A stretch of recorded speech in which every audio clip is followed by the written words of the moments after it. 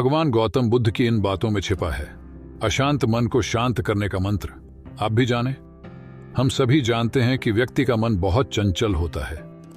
यही कारण है कि मन अशांत रहता है और कई तरह के सवालों का जन्म भी अशांत मन के कारण ही होता है।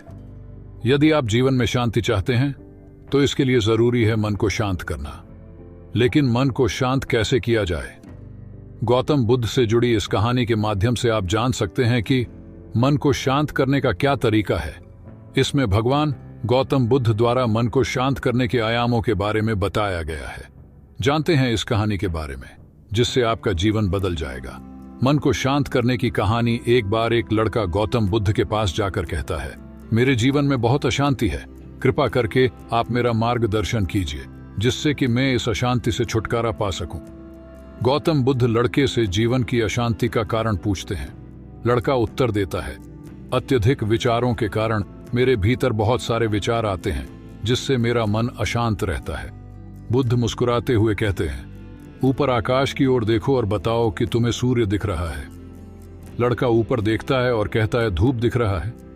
बुद्ध उससे पूछते हैं कि अगर तुम लगातार धूप में खड़े रहोगे तब क्या होगा? वह कहता है, मुझे अत्यधिक गर्मी लगेगी और शरीर में बेचैनी होगी। बुद्ध लड़के से कहते हैं कि अगर धूप में खड़े रहने से तुम्हें गर्मी लगती है तो इसमें दोष किसका है, सूर्य के ताप का या तुम्हारा? लड़का कुछ सोचने के बाद कहता है, इसका जवाब आप भी बताइए।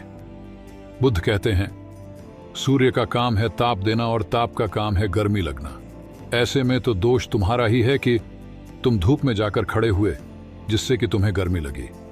तुम्हें अगर शीतलता चाहिए तो तुम्हें छांव में रहना होगा। ठीक इसी तरह चंचल मन का भी स्वभाव होता है विचारों और भावनाओं को जागृत करना। विचार क्षण भर के लिए होते हैं, लेकिन विचार से पैदा हुई भावनाएं देर तक टिकी रहती हैं। लेकिन यह तुम्हें निर्णय लेना है कि तुम्हें विचार और भावनाओं के साथ चलना है या अलग दिशा बनानी है। कैसे करें मन को शांत? बुद्ध कहते हैं, मन को शांत करने के लिए तन के आयाम पर काम करना सबसे आसान तरीका है। शरीर के स्तर पर हमारी कर्मेंद्रियां और ज्ञानेंद्रियां हैं।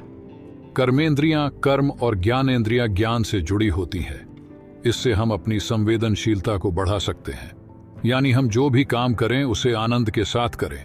मन के आयाम से हटकर तन के आयाम पर जाने से ही तुम्हारा चित्त शांत होगा।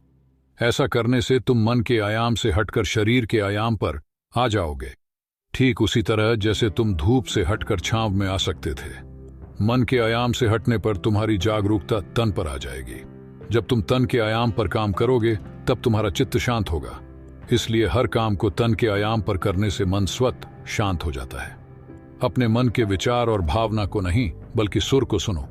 लड़का बुद्ध से कहता है, अपने भीतर के सुर को कैसे सुने? बुद्ध कहते हैं, किसी शांत स्थान पर रहकर जहां शांति हो, तब अपनी आंखें बंद करो और मन के भीतर चल रहे शोर से हटकर भीतर के सुर को सुनने की कोशिश करो। सुर निरंतर चलता रहता है, लेकिन बाहर के शोर के कारण तुम अपने मन के भीतर चल रहे सुर को नहीं सुन पाते हो। जब तुम अपने दोनों कानों को अपने हाथों से बंद कर दोगे तभी मन के सुर को सुन पाओगे। इस तरह तुम मन की अशांति से दूर हो जाओगे और तुम्हारा मन शांत हो जाएगा।